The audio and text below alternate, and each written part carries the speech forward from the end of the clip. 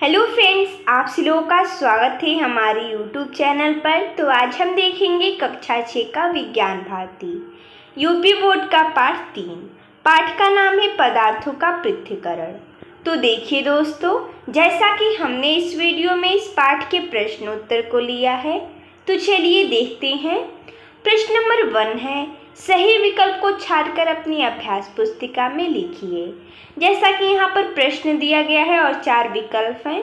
जो विकल्प सही रहेगा उसे हमें छांटकर अपनी अभ्यास पुस्तिका में लिखना है। तो प्रश्न है, शुद्ध पदार्थ वे पदार्थ हैं। यहाँ पर हमें शुद्ध पदार्थ का परिभाषा बतलाना है। तो विकल्प है जो खाने में शुद्ध हो। दूसरा विकल्प है जिन्हें छानकर और वाष्पित कर पृथक किया जा सके। तीसरा विकल्प है जिसमें सभी अणु समान प्रकृति के हो। चौथा विकल्प है जो विभिन्न तत्वों के मिश्रण हो। ये शुद्ध पदार्थ किसे कहते हैं? जिनमें जो सभी अणु होते हैं उनका जो प्रकृति होती है वो समान होता है। तो इसका सही हो जाएगा विकल्प तीसरा। अगला है वायु है। विकल्प है शुद्ध पदार्थ, समांगी मिश्रण, विषमांगी मिश्रण या ऑक्सीजन और नाइट्रोजन का यौगिक। तो वायु एक समांगी मिश्रण है। तो कैसे है? तो हम समांगी मिश्रण का हम एक उदाहरण लेके समझ सकते हैं कि जब हम शरबत बनाते हैं नींबू और चीनी और पानी का, तो उसमें हम क्या क्या डाले हैं वो हमें नहीं पता चलता है। यानी जब हम उसका घोल बना लेते हैं तो हम देखकर नहीं बतला सकते हैं कि उसमें क्या क्या डाला गया है। समांगी मिश्रण में नहीं बतलाया जा सकता है। उसी प्रकार वायु में कौन कौन सी गैस है ये हम सामने से देखकर नहीं बता सकते हैं, इसलिए समांगी मिश्रण है। अगला है प्रश्न, बालू और लोहे की छीलन को पृथक किया जा सकता है। विकल्प है बीनकर द्वारा, चुंबकीय पृथक्करण द्वारा, फटककर द्वारा या चालकर। तो हमें बताना है कि अगर मान लीजिए किसी बर्तन में बालू और लोहा दोनों मिल गया है और दोनों को हमें पृथक करना है, तो हम किस विधि द्वारा करेंगे? बीनकर करेंगे उन्हें अलग, या चुंबकीय पृथक्करण द्वारा करेंगे, या फटककर करेंगे, या चालकर करेंगे?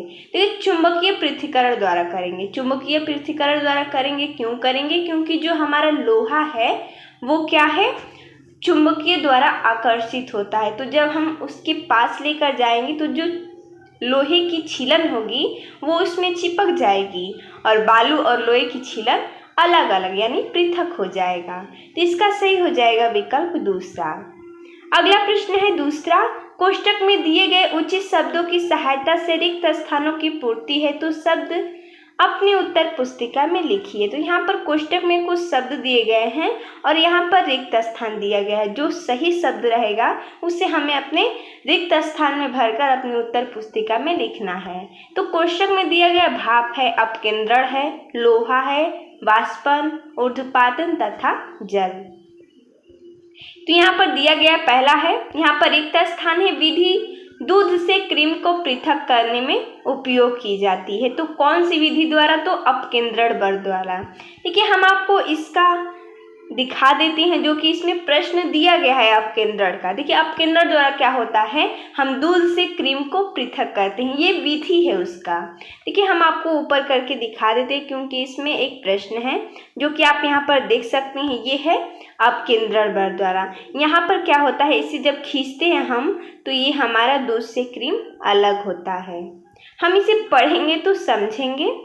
चलिए देखते हैं हम प्रश्न जो कि दिया गया है हमारा अगला, कपूर और साधारण नमक का मिश्रण यहाँ पर रिक्त स्थान है, विधि से पृथक किए जाते हैं। तो ये कपूर रहेगा और साधारण नमक रहेगा। तो हम क्या करेंगे, इसे ऊर्ध्वपातन विधि से पृथक किया जाता है क्योंकि यहाँ पर देखिए जो कपूर है वो ऊर्ध्वपातन का गुण दर्शाता है। यानी कि कपूर कैसा रहता है, ठोस रहता है और ठोस से ये डायरेक्ट किस में बदल जाता है, गैस में। उसी को हम ऊर्ध्वपातन बोलते हैं। तो जो कपूर होता है वो ऊर्ध्वपातन का गुण दर्शाता है। इसलिए जब हम कपूर और साधारण नमक का मिश्रण को अगर हम पृथक करेंगे तो कौन सी विधि द्वारा? तो ऊर्ध्वपातन विधि द्वारा।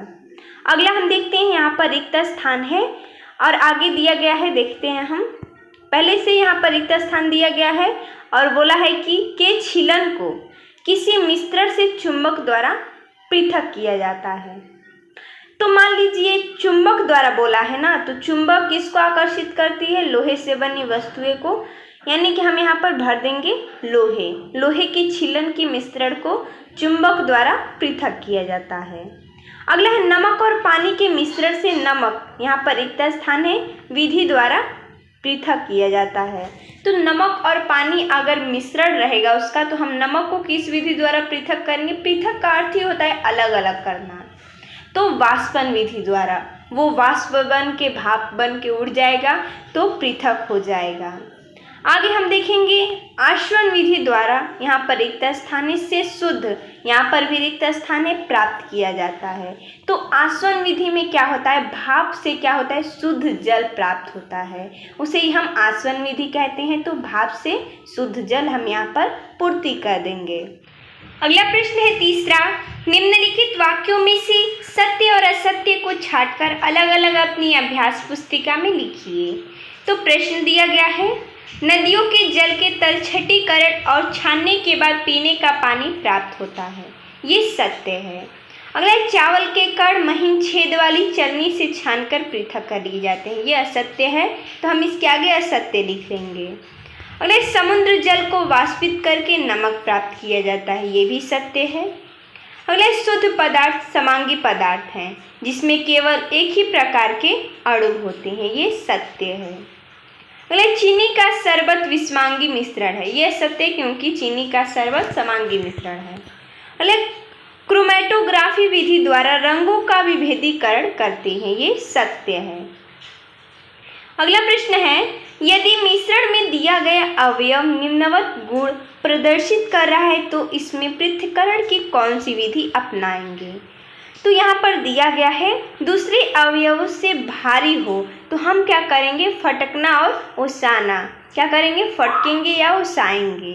दूसरे अवयव से बड़ा रहेगा तो चालना, यानी उसे चाल कर अलग करेंगे, पृथक करेंगे। दूसरे अवयवों से आकृति एवं रंग से भिन्न हो, यानी उसे हम क्या करेंगे? मान लीजिए आपका गेहूं है, उसमें कुछ और बढ़ गया है, उसकी आकृति और रंग भिन्न है, तो उसे हम क्या करेंगे? बीन कर अलग कर लेंगे, यानी पृथक कर लेंगे।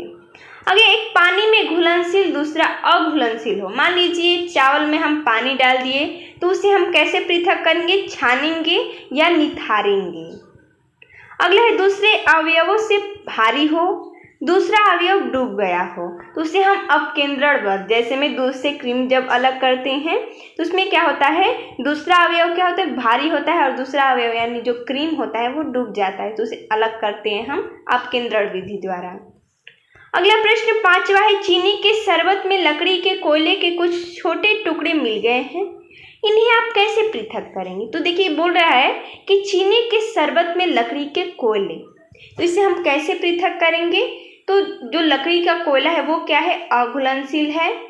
तो चलिए इसे हम पढ़कर बताते हैं कि चीनी के शरबत में से लकड़ी और कोयले के टुकड़े को छानकर अलग कर लेंगे, फिर लकड़ी और कोयले के टुकड़े को बीनकर अलग अलग कर लेंगे, यानी उसे क्या करेंगे? छानकर अलग कर लेंगे। अगला प्रश्न 6 नंबर, संक्षेप में उत्तर दीजिए। प्रश्न है, शुद्ध और अशुद्ध पदार्थ में क्या अंतर है? तो जैसा कि हमने यहाँ पर लिखा है, सबसे पहले हम समझेंगे शुद्ध पदार्थ क्या होता है। इसमें केवल एक ही प्रकार का पदार्थ पाया जाता है, इनमें सभी कण समान होते हैं जैसे सोना चांदी। और अशुद्ध पदार्थ क्या होता है? इनमें विभिन्न प्रकार के पदार्थ मिले होते हैं जैसे शरबत। अगला है, समांगी और विषमांगी मिश्रण किसे कहते हैं? समांगी ऐसे मिश्रण जिनमें दो या दो से अधिक अवयव उपस्थित रहते हैं किंतु उन्हें अलग अलग नहीं देखा जा सकता है, समांगी मिश्रण कहलाते हैं। जैसे चीनी और पानी का मिश्रण, जब ये मिश्रण बन जाता है तो हम इसे अलग अलग नहीं देखते हैं, क्योंकि चीनी जो है वो पानी में ही घुल जाता है, इसलिए हम इसे अलग अलग नहीं देख पाते हैं। विषमांगी मिश्रण में क्या है? ऐसे ठोस अथवा द्रव पदार्थों के मिश्रण जिनके अवयव पदार्थों को समानता अलग अलग देखा जा सकता है, जैसे लोहे एवं बालू की छीलन का मिश्रण। और इससे हम एग्जाम्पल ले सकते हैं, मान लीजिए हम पानी में बालू डाल देते हैं तो वो घुलेगा नहीं और हमें दिखेगा हाँ बालू है और पानी है, उसे हम विषमांगी मिश्रण कहते हैं। अगला है दो शुद्ध पदार्थ के नाम बताइए। तो दो शुद्ध पदार्थ हो जाएंगे लोहा तथा सोना। अगला है अपनी अभ्यास पुस्तिका में घर में प्रयोग की जाने वाली मिश्रण से पृथक्करण की किसी विधि का नामांकित चित्र बनाइए। तो जैसा कि हमने यहाँ पर लिखा है, घरों में मक्खन निकालने के लिए हम मथनी अपकेंद्रण यानी मथनी द्वारा करते हैं। हम बताते हैं आपको मथनी क्या होता है। अपकेंद्रण विधि का चित्र निम्न है कि ये जो हमारा यहाँ पर लगा है, ये जो इसमें रस्सी बांधी गई है इसे हम मथनी बोलते हैं। इसमें रस्सी बांधा जाता है और हाथों से खींचा जाता है, जिससे मक्खन आप देख सकते हैं यहाँ पर मक्खन निकाला जाता है। ये गोल गोल घूमता है और अपकेंद्रण विधि से हम दूध और क्रीम को अलग करते हैं। आगे हम देखते हैं क्रोमैटोग्राफी विधि का प्रयोग हम कहाँ कहाँ पर कर सकते हैं। इसका उत्तर हो जाएगा क्रोमैटोग्राफी विधि का प्रयोग रंगों में पाए जाने वाले विभिन्न अवयवों को पृथक करने के लिए प्रयोग किया जाता है। इसका प्रयोग विभिन्न अमीनो अम्लों को अलग अलग करने में भी किया जाता है। तो देखिए दोस्तों, जैसा कि इसमें इतना ही प्रश्न दिया गया था। तो मिलते हैं तब तक के लिए धन्यवाद दोस्तों।